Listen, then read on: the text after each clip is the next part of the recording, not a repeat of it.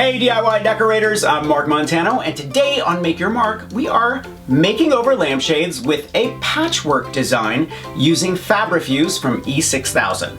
Now before I forget, I want you to thumbs up if you like this video, and leave me a comment if you have a question about this project, or you just want to say hi. Are you ready? Let's make a boho patchwork lamp.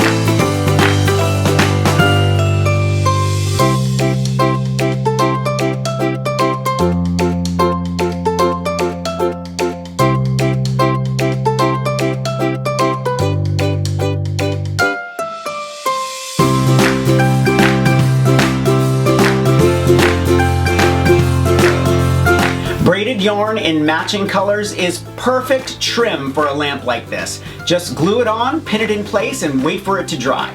Thumbs up if you like this video, leave me a comment, and I will get back to you. Subscribe to my channel if you haven't already. Grab a copy of the Big Ass Book of Home Decor, and I will see you next week. Bye.